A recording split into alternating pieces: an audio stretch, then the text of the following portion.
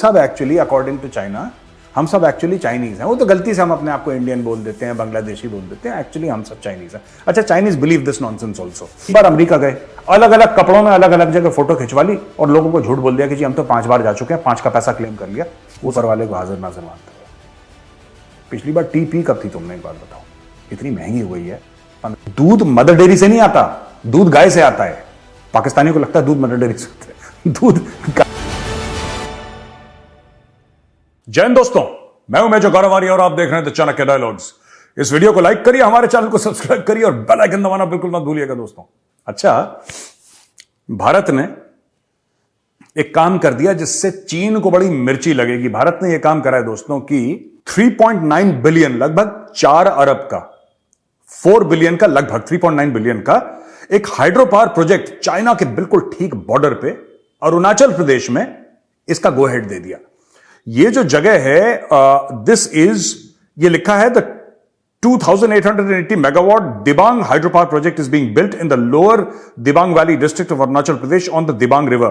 तो दिबांग रिवर है, lower Dibang valley district है अरुणाचल प्रदेश की, जो कि बॉर्डर के पास है, और वहां पे भारत ने बोल दिया डैम बनाओ। अच्छा, ये चाइना के लिए क्यों परेशानी का सबब है? क्योंकि चाइना तो कहता है अरुणाचल भी हमारा है, लद्दाख भी हमारा है, तमिलनाडु भी हमारा है, अंडमान और निकोबार भी हमारा है, राजस्थान, पता नहीं क्या क्या इन चीनियों ने, हद हो गई यार, हैं हर चीज पे। मतलब चाइना ने हर चीज पे चाइना को, रशिया को कहता है व्लादिवोस्टॉक हमारा है, मंगोलिया को कहता है कि मंगोलिया हमारा है, सब कुछ चाइना का है। हम सब एक्चुअली अकॉर्डिंग टू चाइना हम सब एक्चुअली चाइनीज हैं। वो तो गलती से हम अपने आप को इंडियन बोल देते हैं, बांग्लादेशी बोल देते हैं, एक्चुअली हम सब चाइनीज हैं। अच्छा, Chinese believe this nonsense also. Anyway, coming back to the point, ये जो प्रोजेक्ट है ये शुरू कर दिया इंडिया ने, और इंडिया ने इसका अप्रूवल दे दिया। इस प्रोजेक्ट से 2880 मेगावाट बिजली पैदा होगी, और ये वाटर के लिए बहुत जरूरी है, पानी के लिए। India on Tuesday approved its largest ever hydro power project, Dibang multipurpose project in the mountainous northeastern region bordering China in a move to build renewable generation to meet rising power demand. The project will be developed by National Hydroelectric Power Corporation NHPC Limited. ये Bloomberg की report है। अच्छा, अब the project's primary objective, ये ध्यान से सुनिएगा दोस्तों, project's primary objective is to serve flood control and is based on storage. Once built, the 278 meter tall dam will be India's tallest. The government of Arunachal Pradesh will receive 1346.76 MU और 12% of the project's cost after completion. यानी कि state जो है अरुणाचल, उसका भी ध्यान रखा गया है और बाकी लोगों का भी ध्यान रखा गया है। चाइनीज इससे बहुत खफा होंगे। अरुणाचल प्रदेश में भैया हमारा कोई मंत्री चला जाए, प्रधानमंत्री चला जाए, राष्ट्रपति चला जाए, तो चाइनीज वहां से प्रोटेस्ट करते हैं, क्यों आ गए, क्यों आ गए, हमारी जमीन है। मैं आपको बता रहा हूं, ये ऐसे पागल लोग हैं, वहां पर भी प्रोटेस्ट करते हैं। ठीक है, यहां पे तो पूरा डैम बन रहा है, और इंडियाज हाईएस्ट या लार्जेस्ट जो भी है वो डैम वहां पे बिल्कुल चाइना के नाक के नीचे।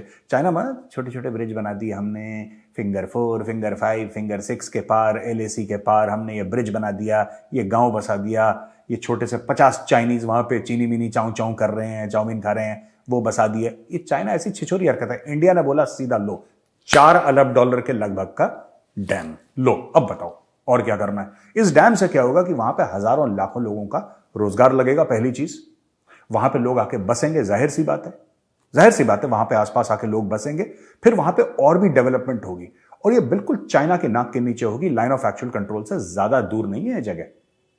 तो चाइनीज इससे दुखी होंगे, और मुझे लगता है कि इससे बिजली उत्पन्न हो ना हो, इससे फ्लड कंट्रोल हो ना हो, वाटर रिटेंशन या वाटर का जो कहते हैं बेसिन बनेगा, रिजर्वॉयर, वो बने ना बने, लेकिन मोदी जी आपने जो चीन को हल्का सा पोक कराया ना, उसके लिए सैल्यूट सर, मजा आ गया बॉस, गुड।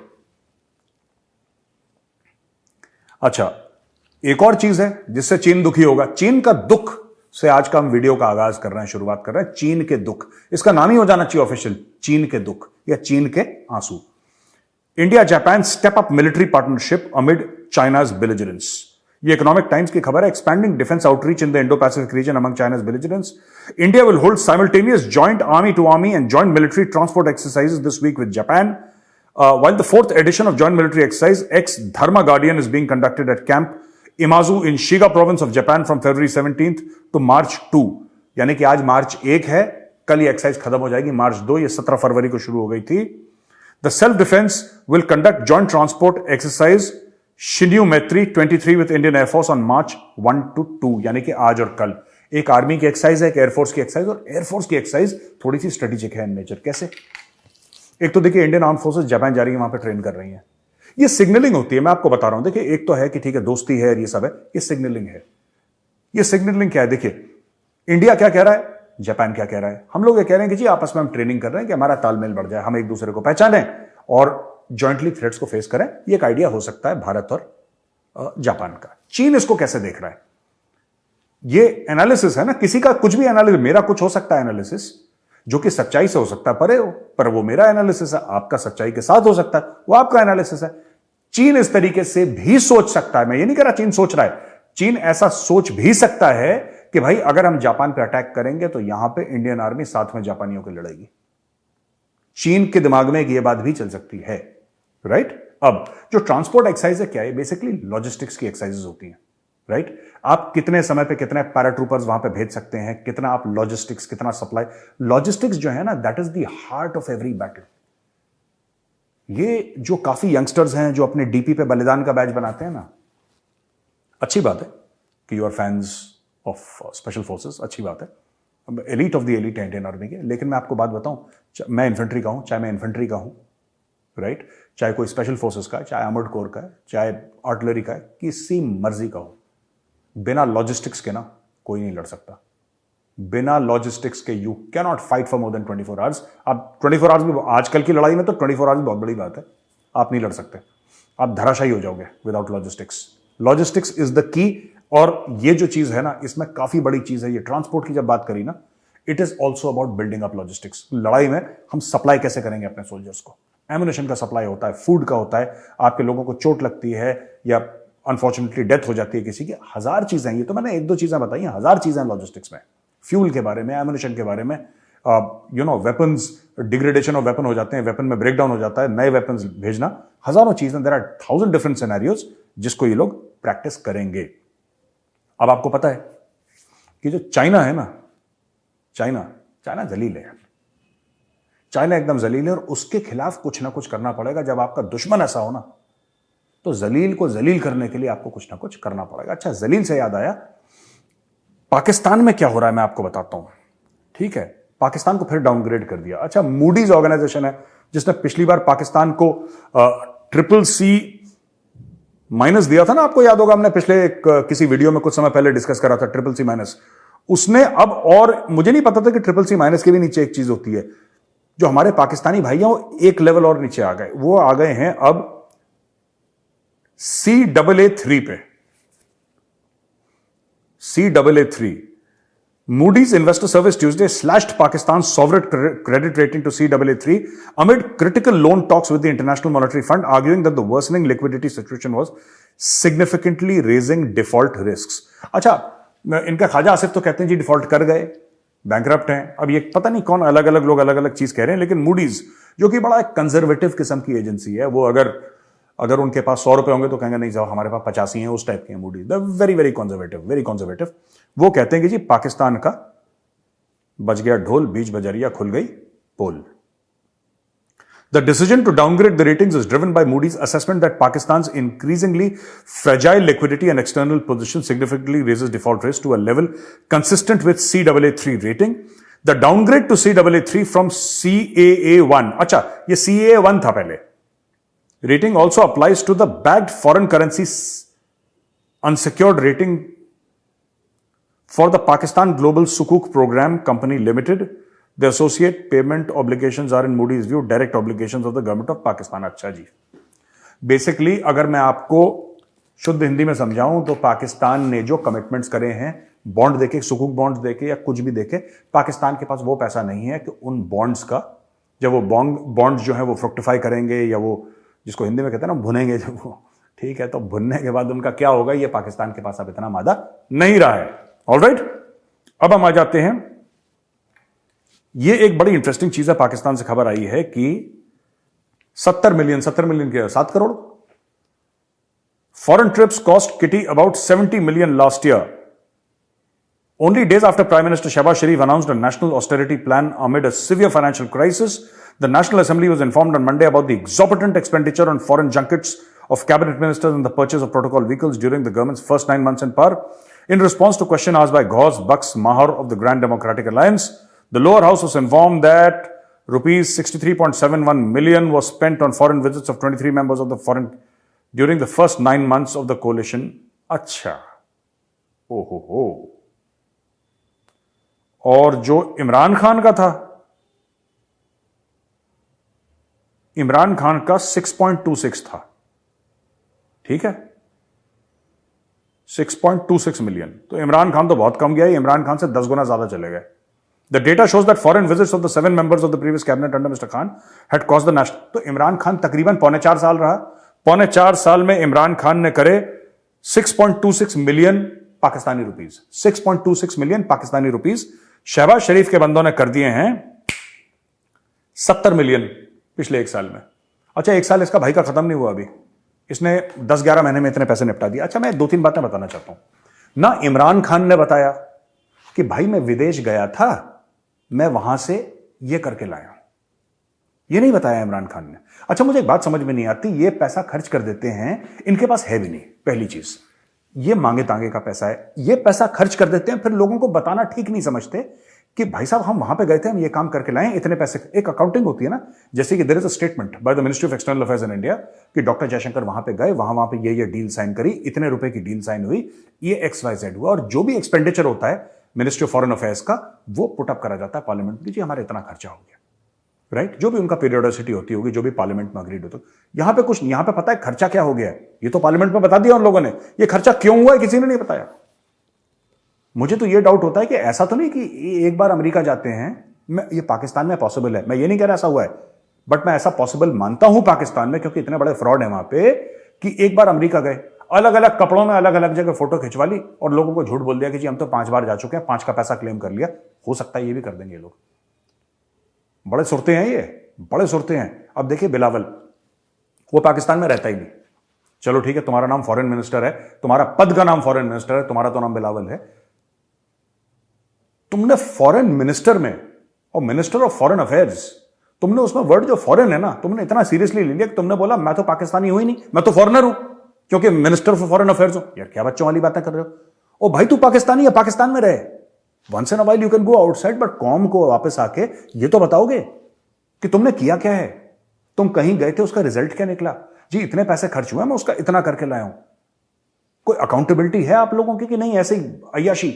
आर्मी चीफ गया है 5-5 दिन यूके में, आर्मी चीफ पड़े हैं सरकारी खजाने के खर्चे पे, क्या लेकर आए इनके आर्मी चीफ, जो आर्मी चीफ इनके थे हैं पाकिस्तान के, जो करंट आर्मी चीफ हैं, ये जनाब गए 5 दिन के लिए यूके। मैं ये पूछना चाहता हूं चीफ साहब, ठीक है अब पाकिस्तानी गुस्सा हो जाएंगे कि हम मोहिबुल वतन हैं और हम फलाने हैं और तुमसे तो नहीं मांग रहे पैसा, तो मुझसे नहीं मांग रहे, क्या तो मांगते मैं फिर नहीं देता तुम्हें, ठीक है। लेकिन मैं ये बात पूछना चाहता हूं कि तुम्हारा आर्मी चीफ 5 दिन के लिए बाहर गया, क्या करके आया?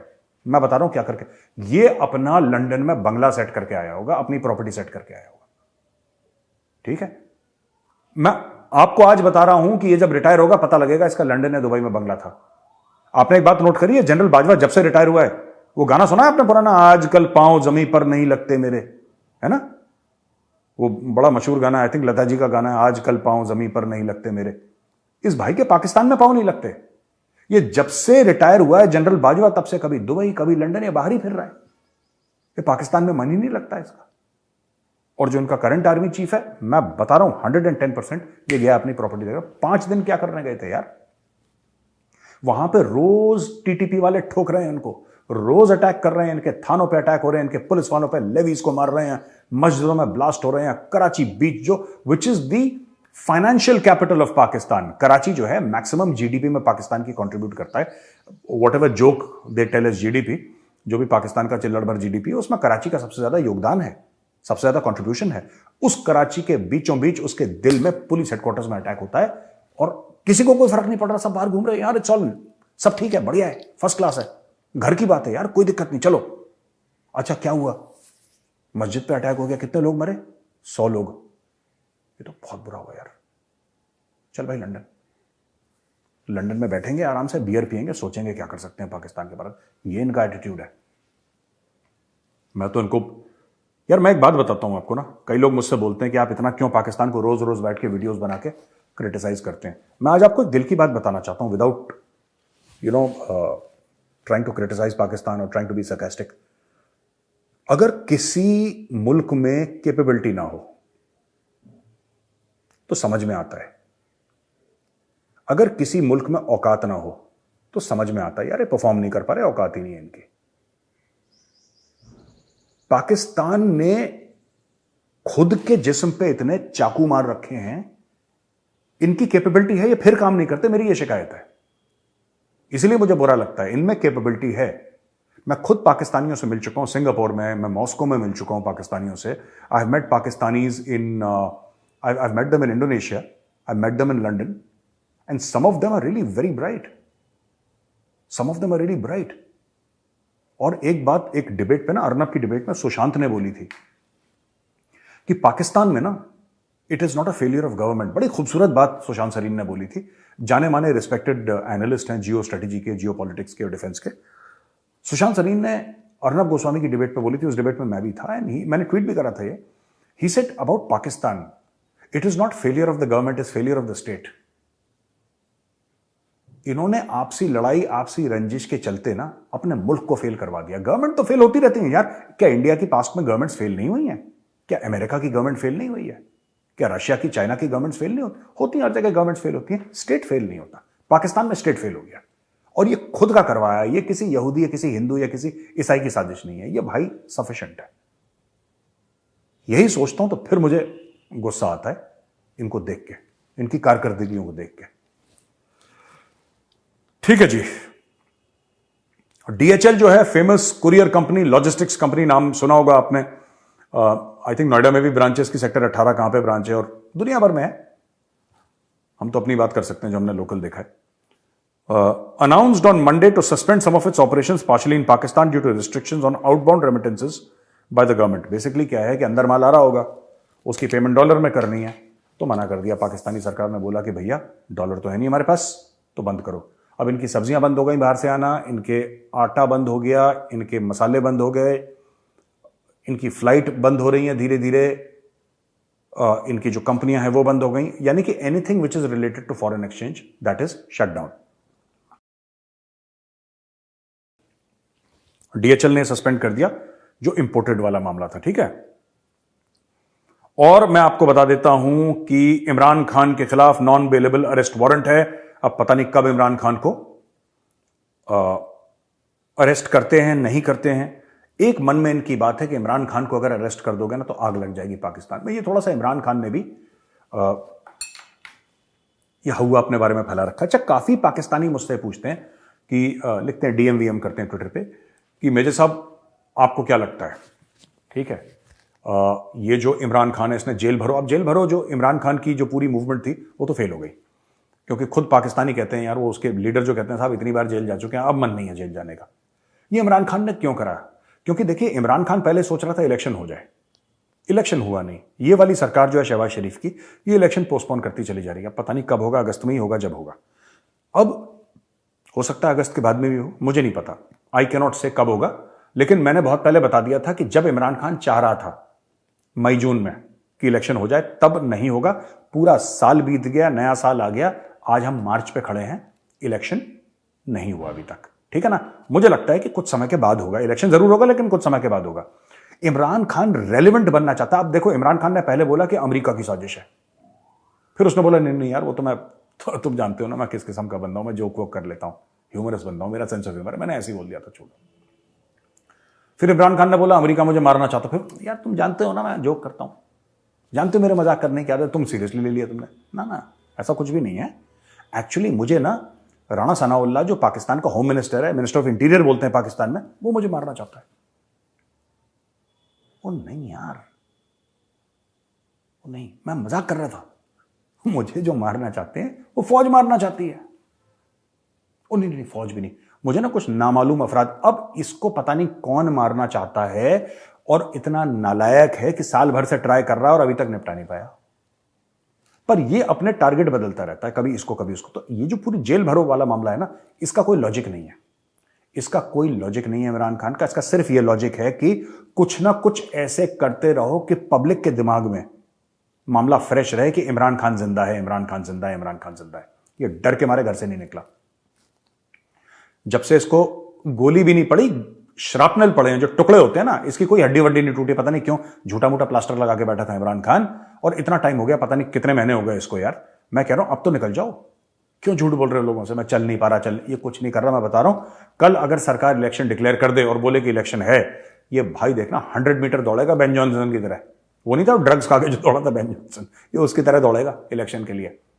लेकिन अभी ये अपनी जान से डर रहा है, तो बाकी लोगों को बोल रहा है तुम अपने बच्चे मरवाओ और तुम अपने बच्चों को जेल में भेजो, इनके बापों को जेल में भेजो, सब कुछ करो, मैं अपने घर के अंदर चुपचाप बैठा रहूंगा।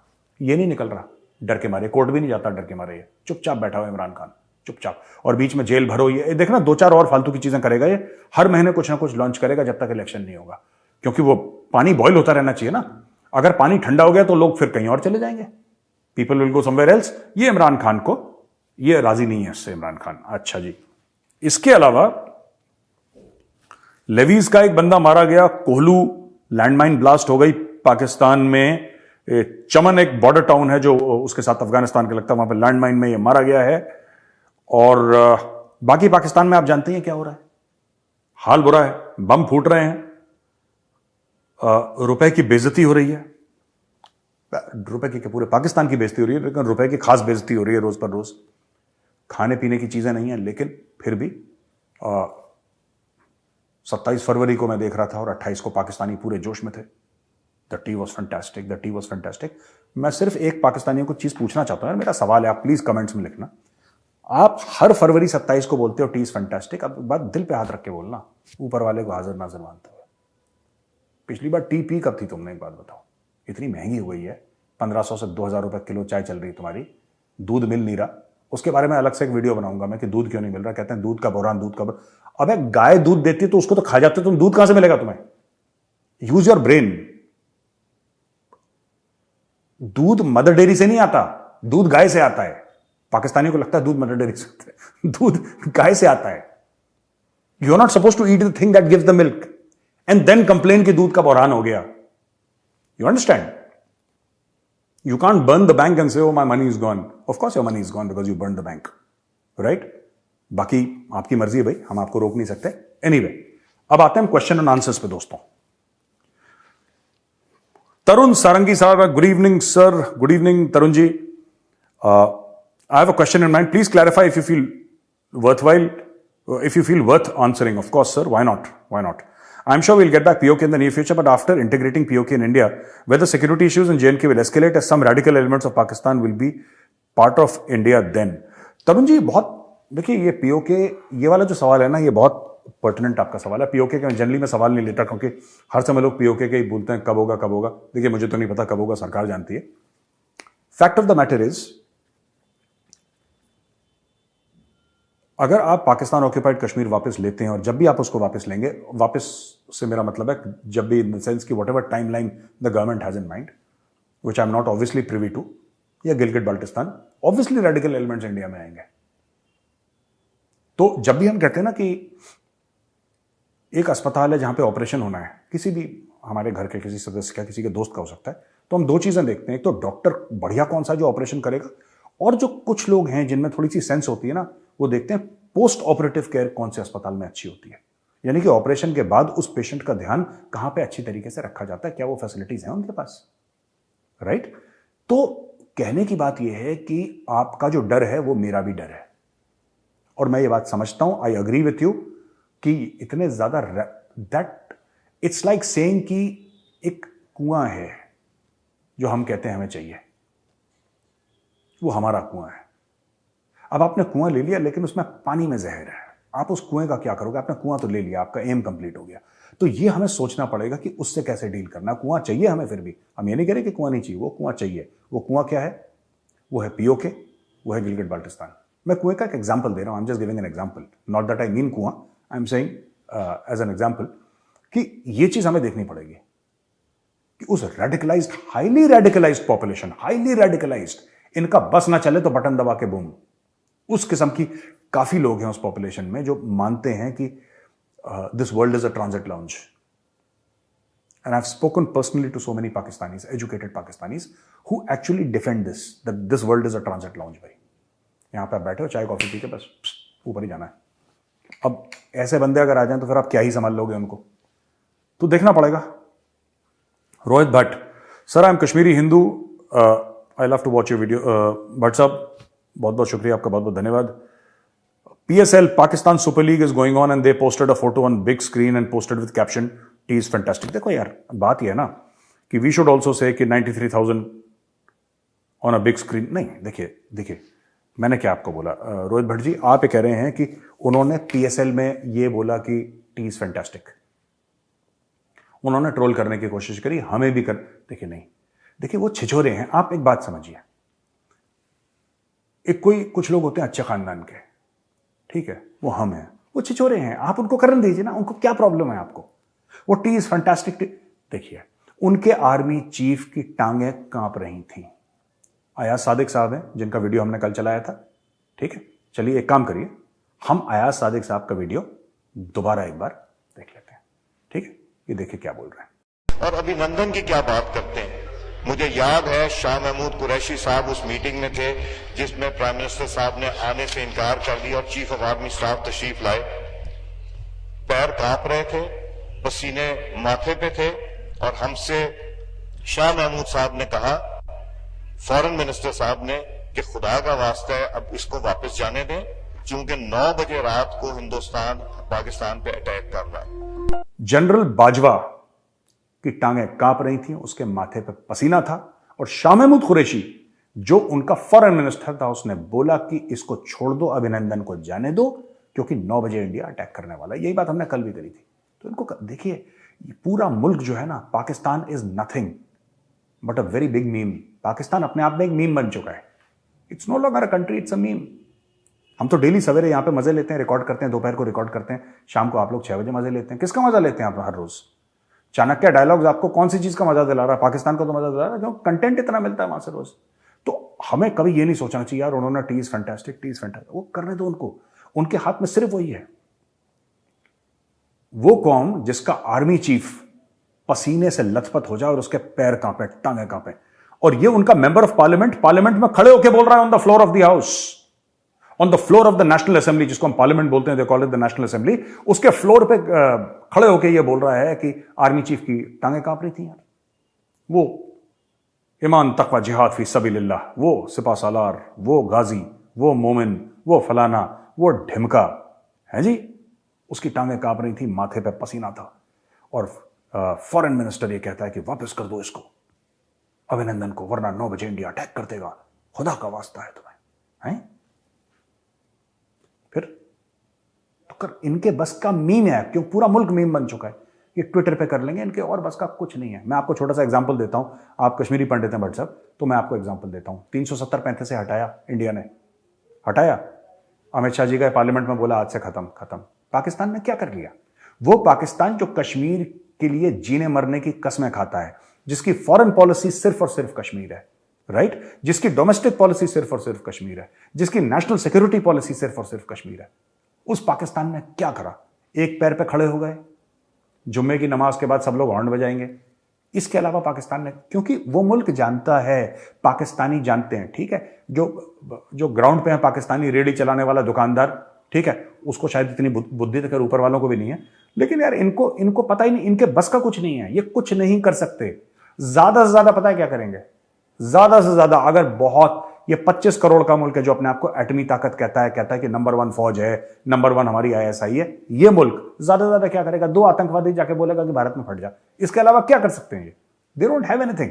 So let them be happy. ये इनकी देखिए, गरीब की छोटी छोटी खुशियां होती हैं, जो बेकारी होता है उसकी छोटी छोटी खुशियां होती हैं. आज किसी ने चवन नहीं डाल दी, आज किसी ने अटन नहीं डाल दी, ये इनकी खुशियां हैं यार.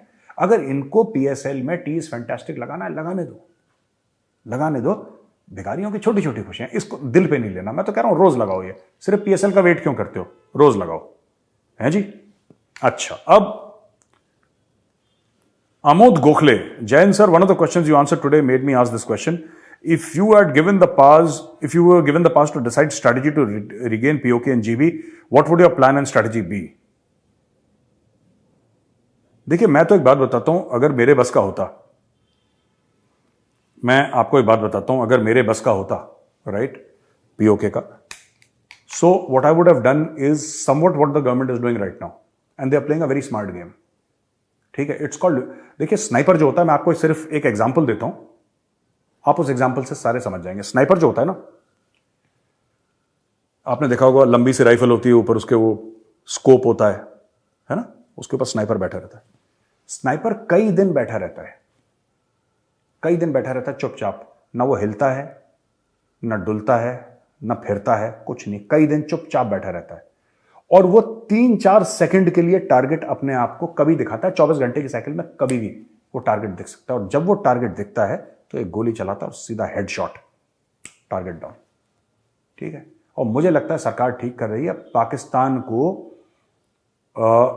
मैरिनेशन समझते हैं आप? मैं आपको बताता हूं गोखले साहब, जो लोग नॉन वेजिटेरियन खाते हैं या जिन लोगों को कुकिंग का, नॉन वेजिटेरियन का शौक है, मैं देखता रहता हूं ना वीडियोस, मुझे फूड के वीडियोस में काफी देखता हूं, उसमें कहते हैं कि जो मीट थोड़ा सा सख्त होता है उसको दही में डाल के उसको पपीते में, कच्चे पपीते से घिसते हैं उसको कि वो मुलायम हो जाए। उस प्रोसेस को, और उसमें फिर मसाले वसाले डालते हैं कि थोड़ा सा उसके अंदर मसाले चले जाएं और थोड़ा सा जो मीट है ना वो सॉफ्ट हो जाए, है ना। इस प्रोसेस को कहते हैं मैरिनेशन। पाकिस्तान का भी मैरिनेशन हो रहा है, वो पका नहीं, अभी तंदूर में जाएगा वो, अभी इसका मैरिनेशन हो रहा है पाकिस्तान का। तो थोड़ा सा सब्र रखिए, बिल्कुल ठीक कर रही है सरकार, मोदी जी को पता है व्हाट ही इज डूइंग। अच्छा, vlog of the day, vlog जी नहीं, vlog of the Sanjay Kumar. Jai Hind major sir, I am Sanjay Kumar. Sanjay ji नमस्कार, I am a regular, I watch your videos and you are doing, thank you. I think the Indian government should consider your vlogs seriously for solutions on geopolitics. Sanjay ji, मैं बहुत छोटा आदमी हूं और मुझे इतनी knowledge नहीं है, मैं थोड़ा सा पढ़ के आप लोगों के साथ डिस्कस कर लेता हूं। सरकार में मुझसे 1000 गुना ज़्यादा क्वालिफाइड, 1000 गुना ज़्यादा एक्सपीरियंस्ड लोग हैं, और मुझे नहीं लगता 1% भी कि गवर्नमेंट ऑफ इंडिया को मुझ जैसे आदमी, जो कि अभी स्टूडेंट है जियोपॉलिटिक्स का, उसकी ज़रूरत है। वहाँ पे बहुत बड़े लोग बैठे हैं सर, मैं, Gaurav is a very small person, वहाँ पे बड़े बड़े बैठे लोग who have got decades of experience who are looking after it. If suppose TTP takes over the whole of Pakistan, then what they can do with nuclear weapons of Pakistan? Is there a threat to India because we can't rely on TTP anyhow? Sanjay ji ऐसा है, देखिए, I don't think the Tehreek-e-Taliban Pakistan will take over or will be able to take over the entire Pakistan. कितने fighters हैं? 6000, 8000, 10000? ऐसा नहीं होगा। Tehreek-e-Taliban Pakistan is not strong enough to take over Pakistan. They can't do it. अगर उनके साथ अफगान तालिबान भी मिल जाए, वो फिर भी they cannot take over Pakistan.